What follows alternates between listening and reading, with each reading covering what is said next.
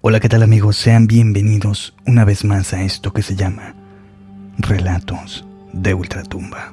Yo soy el Doc y bienvenidos al episodio 2 de este programa, su programa favorito de las noches. En esta ocasión vamos a hablar de la Ciudad de México.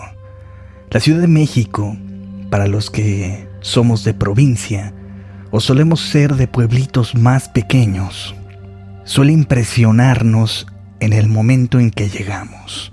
Bajamos al sistema colectivo del metro o incluso cuando estamos en aquellas calles tan transitadas. El tráfico suele ser diferente, la vida suele ser diferente e incluso las personas se mueven muchísimo más rápido que como se mueve en otras o pequeñas ciudades de la República Mexicana. Recordemos que esta ciudad es una de las más grandes del mundo. La Ciudad de México esconde secretos que la mayoría prefiere ignorar.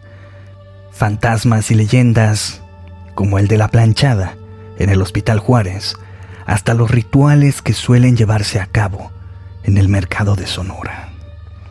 Pero lo que vas a escuchar hoy no son leyendas, son experiencias que ocurrieron en las calles en las que transitas todos los días, e incluso sitios en los que quizás alguna vez has estado. Hoy te traemos algunas de las experiencias de nuestros suscriptores, que aseguran haber tenido encuentros con lo paranormal en esta gigantesca ciudad. Yo soy el Doc y te invito a ir por un café o tu bebida de preferencia. Quizás acompañar este episodio con algo de comida, porque te aseguro que los relatos te van a encantar.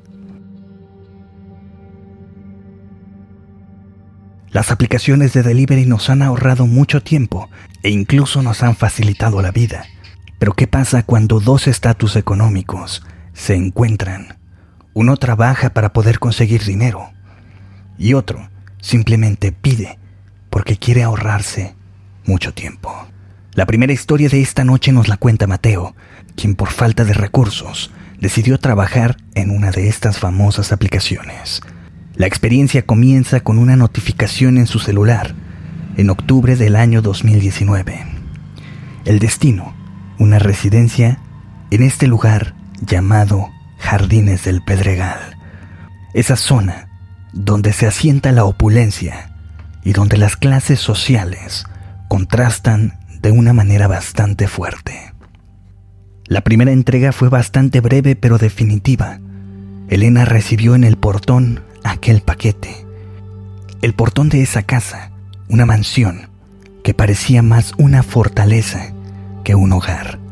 Su palidez contrastaba violentamente con la oscuridad de la calle y sus ojos grises examinaron a Mateo de arriba a abajo con una precisión quirúrgica.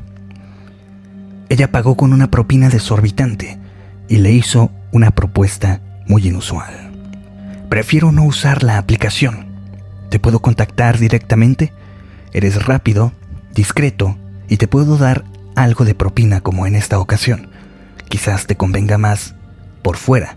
Mateo, cegado por la necesidad económica y por un encanto que no sabía identificar como peligro, aceptó. Y así comenzó la rutina. Las entregas eran habituales, siempre en esa misma casa. A veces era comida, a veces paquetes pequeños, siempre la misma rutina. Mateo llegaba, entregaba en la reja, recibía el pago y se marchaba. Sin embargo, en cada visita, él sentía algo muy extraño. Él sentía como si la casa lo observara. La noche que cambió su vida, llovía torrencialmente. Mateo llegó empapado a la casa. Un pedido urgente, licor y cigarrillos. Al tocar el timbre, Elena apareció, pero esta vez no traía el dinero en la mano. Se notaba agitada y actuaba con una vulnerabilidad que resultaba bastante inusual. «Mateo, qué vergüenza», dijo ella, buscando en sus bolsillos. No encuentro mi cartera. Juraría que la dejé aquí en la entrada. Por favor, pasa un momento para que no te mojes mientras la busco. No te quedes aquí afuera. El portón eléctrico se abrió. Mateo dudó un segundo, pero el frío y la insistencia de ella vencieron su instinto.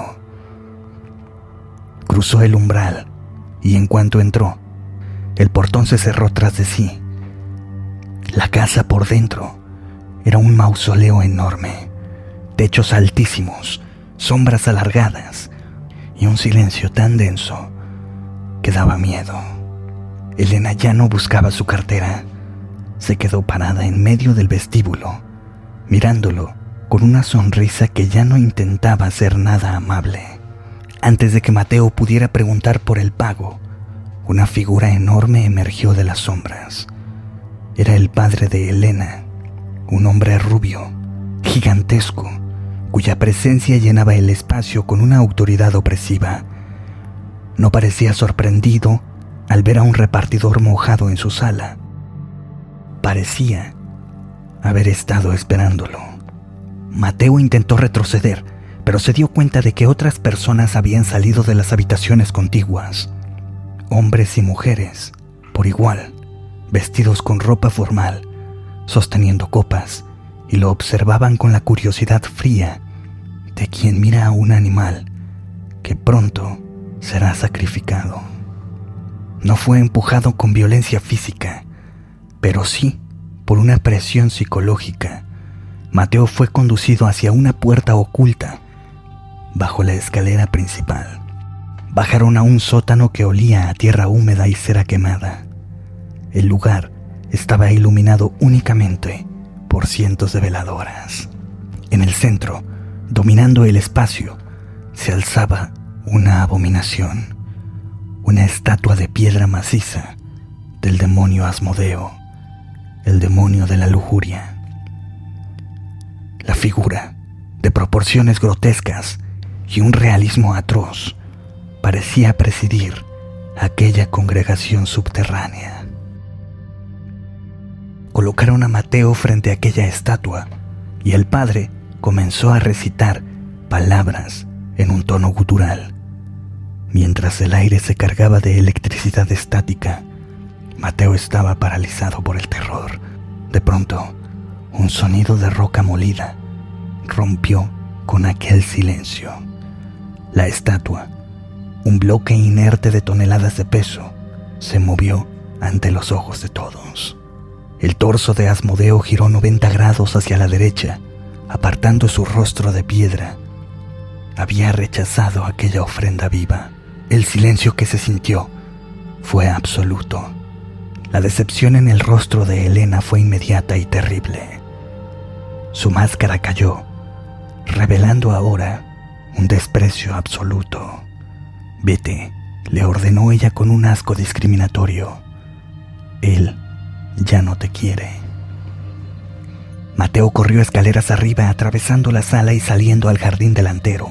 En su huida, vislumbró entre los arbustos a varias mujeres, cubiertas solo con batas blancas, abiertas y antifaces, esperando en la lluvia su turno para entrar al abismo del que él acababa de salir. Al llegar a la reja exterior, desesperado por abrirla, alguien se le adelantó. Un hombre calvo y con lentes le abrió el paso. Mateo se quedó helado. Era un cliente frecuente de la aplicación, un profesor universitario al que le había entregado comida muchas veces en la facultad de ingeniería. El profesor sostuvo la puerta, miró a Mateo con una sonrisa cínica y le dijo suavemente: «Nos vemos pronto, joven». Mateo aceleró su motocicleta bajo la lluvia, escapando del pedregal, y desde esa noche evita mirar a los ojos a sus clientes y jamás, bajo ninguna circunstancia, acepta invitaciones para pasar a una casa, por mucho que llueva o por mucho que las personas no encuentren su cartera.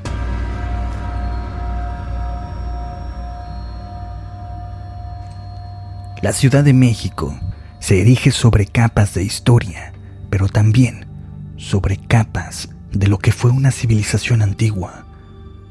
Pero pocos lugares cargan con un estigma tan literal como la estación Barranca del Muerto. Esta estación de la línea 7 del metro de la Ciudad de México lleva un nombre que los usuarios pronuncian con una indiferencia cotidiana, olvidando que hace poco más de un siglo, durante la Revolución Mexicana, esa grieta geográfica sirvió como una fosa común para cientos y miles de cadáveres que durante la Revolución Mexicana fueron apilados en aquel sitio, en una fosa común a cielo abierto, saturando la tierra de una energía que, según dicen, nunca se fue de aquel sitio. La experiencia en esta estación nos la comparte Héctor. Héctor nos comenta que abordó el tren en la estación Polanco cerca de las 11:45 de la noche. El peso de una semana laboral extenuante actuó sobre él como un poderoso narcótico. El zumbido rítmico del convoy y el vaivén hipnótico de la línea naranja lo sumieron en un sueño abisal, casi cadavérico. No escuchó el anuncio de llegada a la terminal, ni siquiera percibió el flujo de pasajeros abandonando el vagón. Cuando sus párpados se abrieron, lo recibió un silencio sepulcral. Las luces del vagón estaban apagadas totalmente. El aire estaba viciado, gélido y extrañamente inmóvil, como si el tiempo mismo se hubiera detenido. Héctor consultó su reloj. Las 3:15 de la madrugada. El servicio había terminado sus labores hacía horas. Estaba solo, atrapado en las entrañas de la ciudad, en el punto más profundo y olvidado de aquel sistema colectivo. Intentó mantener la compostura. Buscó el intercomunicador de emergencia, pero no lo encontró. Únicamente escuchó pura estática. Fue entonces cuando lo sintió. Una presión atmosférica, una mirada que se posaba física y pesadamente sobre su nuca. Al final del vagón, donde la puerta de interconexión daba hacia la oscuridad, vislumbró una silueta. No era un guardia de seguridad, no era personal de limpieza, era una figura femenina, de postura rígida y antinatural. Parecía haberse materializado desde la negrura de las vías. Héctor quedó paralizado, no por decisión propia, sino por un terror profundo que congeló su alma. La figura no caminaba, flotaba y comenzaba a deslizarse hacia él. Cuando entró a su vagón, la cubrió un haz de luz parpadeante. Héctor pudo observar los detalles que atormentarían su psique hasta el día de hoy. No era un monstruo, lo cual lo hacía peor. Era una figura antropomórfica de una mujer, la cual poseía una palidez del color de una cera antigua y un cabello negro largo y lacio caía ocultando parcialmente su rostro. Pero lo que destruyó la cordura de Héctor no fueron unos ojos amarillos y amenazantes. No, fue su sonrisa. Una sonrisa carente de expresión. Una sonrisa forzada, con una mirada fija y que pareciera no cambiar de expresión.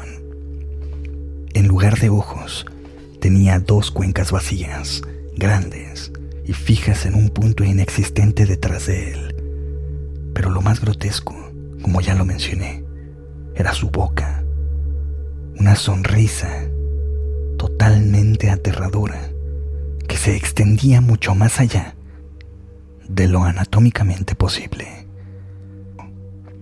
Héctor quiso gritar, pero su garganta se cerró en un espasmo mudo. Su cuerpo cayó inerte sobre el piso metálico.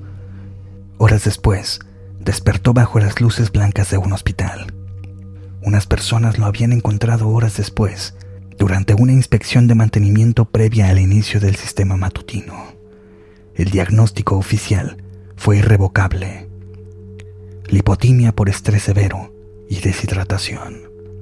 Cuando Héctor, todavía temblando, relató lo que había visto, la mujer de la sonrisa imposible, los médicos intercambiaron miradas.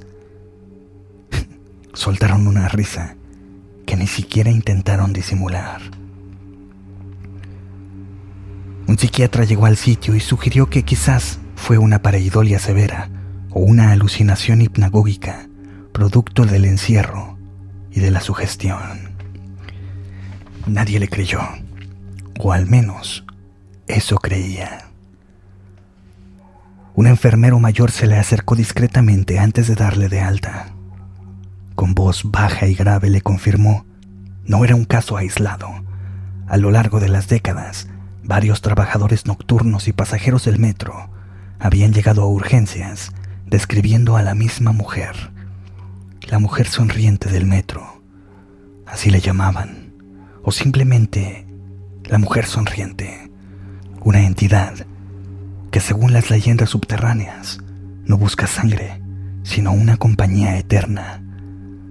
Se dice que es el espíritu de una mujer que se quitó la vida en la oscuridad de los túneles y que ahora vaga buscando a alguien que la acompañe durante la eternidad y se quede con ella para siempre en aquellos oscuros túneles del metro de la Ciudad de México. ¿Y tú? Cuéntanos en los comentarios, ¿has tenido alguna experiencia con esta mujer? Muchas son las personas que le tienen una gran devoción a los objetos religiosos. Y no me dejarás mentir, seguramente has visto uno de estos: un rosario. Muchos suelen llevarlos en el cuello, en las muñecas, y otros tantos suelen ponerlos en los retrovisores de sus carros. Seguramente has visto alguno.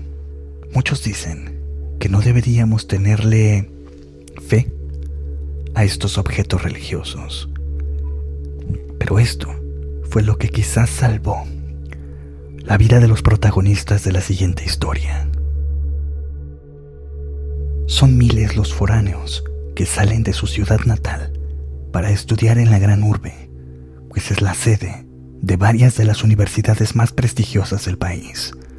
Algunas universidades como la UAM, el Politécnico o incluso la inmensa UNAM.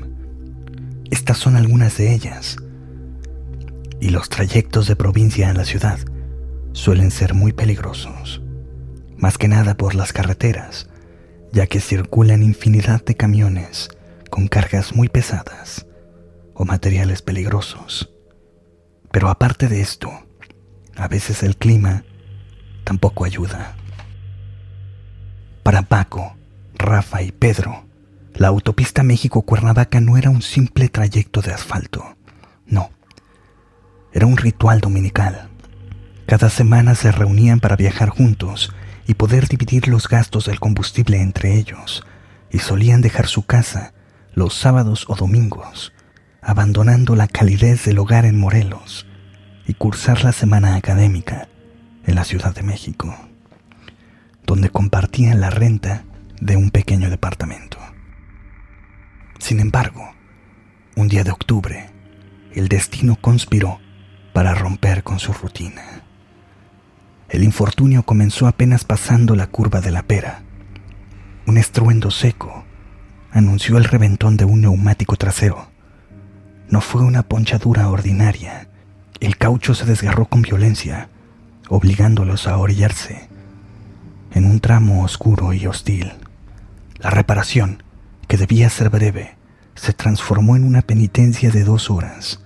El gato hidráulico se atascaba, los birlos estaban oxidados y una lluvia fina y helada entorpecía cada maniobra. Cuando finalmente retomaron el camino, el tablero marcaba la 1:30 de la madrugada. El sedán viejo de Pedro avanzaba pesado, convertido en una bestia de carga herida. La cajuela iba atiborrada de maletas con ropa limpia, mochilas con libros de texto y los indispensables recipientes con comida casera que debían durarles toda la semana. Al cruzar el umbral de Tres Marías, la realidad pareció disolverse. Una neblina espesa descendió sobre el bosque de coníferas, reduciendo la visibilidad a unos escasos metros. Dentro del vehículo, el cansancio era palpable.